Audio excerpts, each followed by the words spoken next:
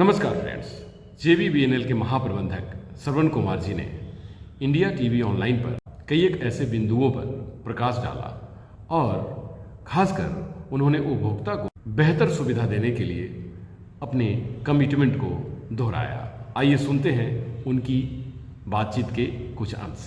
Sir नमस्कार। Sir, एक योजना है RDSS जो कि एक काफ़ी यूज़फुल योजना है अपने इस JBVNL के लिए। तो इसमें सर ये योजना कब से शुरुआत होने की है और इसका इम्पैक्ट कैसा पड़ेगा, इसका इम्पैक्ट किन पर पड़ेगा और इसका इम्पैक्ट क्या होगा? देखिए, बेसिकली जो अभी RDSS योजना जो है ऑलरेडी वर्क जो है यूनिवर्सल करके कंपनी है, उसको हमारे हेडक्वार्टर से अवार्ड हो चुका है और हमको लगता है कि अभी वो मटेरियल मोबिलाइजेशन सर्वे ये सब काम वो कर रहे हैं।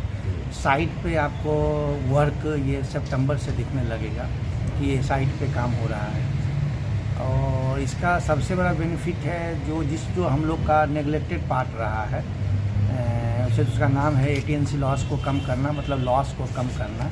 तो लॉस नॉर्मली हमारे यहाँ जो आज के डेट में है वो बेसिकली वो ज़्यादा थेफ्ट से है और इसमें आप कह सकते हैं कि अगर लेमैन में आपको समझाएं तो कि जहाँ भी ट्रांसफार्मर का रिक्वायरमेंट है, एडिशनल ट्रांसफार्मर का, ऐसे अभी भी रिक्वायरमेंट हम लोग हर साल का रिक्वायरमेंट हर साल मीट करते हैं, लेकिन हमको लगता है कि ये योजना जब हम लोग इम्प्लीमेंट करने लगेंगे तो नेक्स्ट 5 ईयर्स का रिक्वायरमेंट जो है ट्रांसफार्मर का ये मीट कर देगा।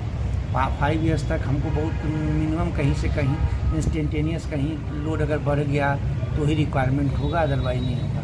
नंबर 2, जो लोगों को, आम लोगों को जो ज़्यादा दिखेगा वो जो अभी आप देख रहे हैं कि LT लाइन जो हम लोग के घर के बगल से लाइन गई है, काफ़ी जर्जर भी है, काफ़ी डैमेज भी है, पोल भी डैमेज है। उसमें बीच में मैंने दूसरे प्रोजेक्ट में थोड़ा काम हुआ था AB केबल से, लेकिन इसमें AB केबल का काम बहुत ज़्यादा है।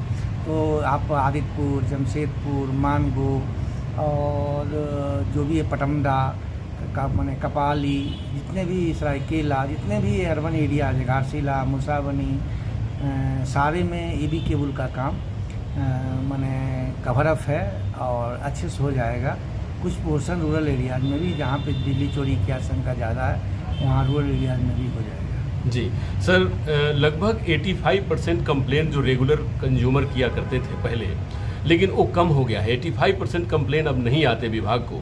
कारण क्या है? क्योंकि जो प्रिवेंटिव मेंटेनेंस है वो आपने बड़े जोर शोर से पिछले वित्तीय वर्ष से इस वित्तीय वर्ष में भी उस पर फोकस रखा है। तो सर क्या आगे कंटिन्यू रहेगा?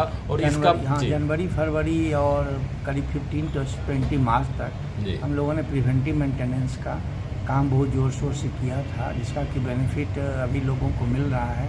ट्रांसफार्मर का फ्यूज उड़ना, 11 kV में जंपर कटना, सब स्टेशन में फ्यूज उड़ना, जंपर कटना, breaker failure, CT failure, battery failure, जो मल्टीपल फॉल्ट हम लोग के यहाँ हुआ करते थे, उसमें आप कह सकते हैं कि 90% की कमी आई है फॉल्ट में।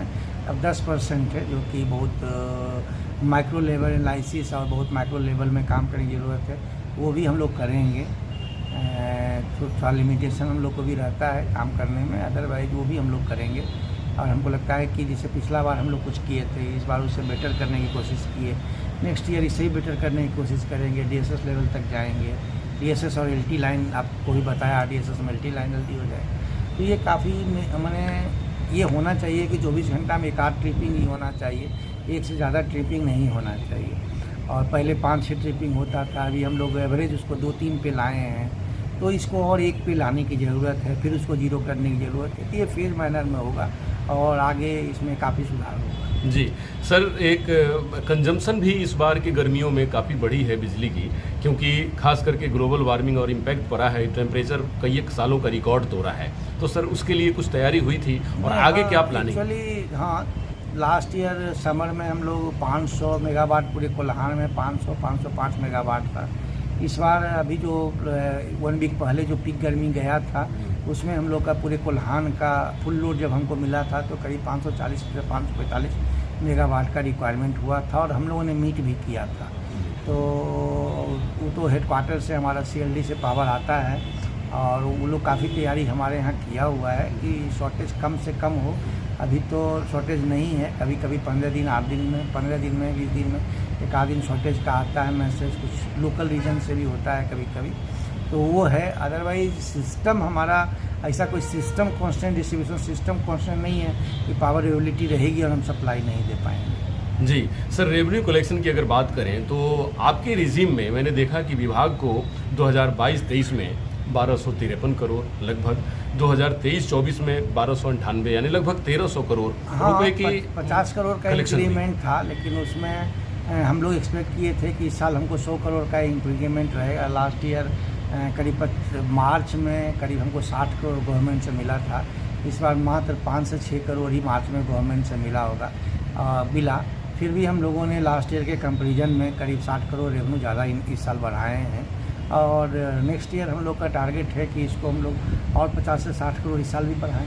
जी, जनरली सर पब्लिक का ये कहना होता है कि जहाँ आपके रिजीम में विभाग ने बहुत बेहतर काम किया है और रेवेन्यू कलेक्शन में ये हर साल पिछले सालों से रेवेन्यू कलेक्शन ज़्यादा है, और विभाग के लिए एक बहुत खुशखबरी है क्योंकि जो विभाग में मेंटेनेंस और बाकी सारी बहुत सारी योजनाएं चलती हैं उसमें रेवेन्यू बड़ा इम्पोर्टेंट है। तो सर क्या कहना चाहेंगे पब्लिक से आप? क्या है कि रेवेन्यू इंक्रीज का 2 रीजन है। एक तो है कि हमारा इनपुट भी बढ़ रहा है जी, तो जब हम पावर परचेज ज़्यादा करेंगे तो वो रेवेन्यू में कन्वर्ट होना भी चाहिए जी, और थोड़ा जो हम लोग का APT ड्राइव चोरी पे जो रोक लगाने में लगा रहे हैं उसका भी इफेक्ट रेवेन्यू में कन्वर्ट हो रहा है, और जो हम लोग घर घर चेकिंग, चेक रीडिंग, ऊर्जा मित्रा का सुपरविजन, ये सब जो बढ़ाए हैं उसको भी कन्वर्ट हो रहा है रेवेन्यू में। इफर्ट से रेवेन्यू आता है, और इस साल भी हम लोग बस अपने इफर्ट में कमी नहीं करेंगे, और हमको लगता है कि इफर्ट करेंगे तो रेवेन्यू आना ही है। सर ओवरऑल सर फाइनली क्या कहना चाहेंगे कंज्यूमर से और क्या कहना चाहेंगे विभाग की तरफ से लोगों को? ये कंज्यूमर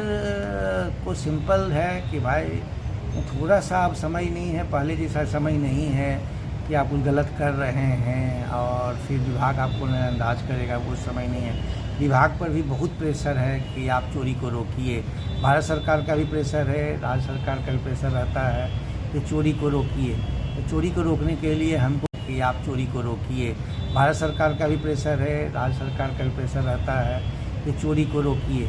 तो चोरी को रोकने के लिए हमको घर घर में चेकिंग करना मेरी मजबूरी होती है, चेकिंग कराना, और थोड़ा भी 19-20 मिलता है तो हम लोग को FIR करना पड़ता है। तो अब समय नहीं है, और सरकार की भी बहुत सारी सब्सिडी आपको प्राप्त हो रही है, चोरी करने की आवश्यकता भी नहीं है। तो अब चोरी नहीं करें, और जो जलाते हैं लोड डिक्लेयर करें, ऑनलाइन लोड डिक्लेयर करके सिक्योरिटी जमा करके लोड ले करके प्रॉपर जलाएं, आप भी सुखी रहेंगे, और उसी हिसाब से हम भी ट्रांसफार्मर भी लगाएंगे, जैसे हम लगाते रहते हैं अभी, तो आप भी सुखी रहेंगे, विभाग को भी रेवेन्यू आएगा। जी, बहुत बहुत धन्यवाद सर इंडिया TV ऑनलाइन पे बात करने के लिए। फ्रेंड्स, बेहतर उपभोक्ता वही होता है कि जो ससमय अपनी बिजली बिल का भुगतान करता है। सरकार की सारी सुविधाएं जनता के लिए होती हैं, और जनता की सपोर्ट और सहयोग सरकारी सभी विभाग को आवश्यक रूप से जरूरी होता है, जिससे वो विभाग आपकी निरंतर निर्बाध गति से और बेहतर सेवा आपको दे सके। तो सरकार के साथ कदम मिलाकर चलें और देश को गढ़ें। नमस्कार, डॉक्टर अनु शर्मा के साथ।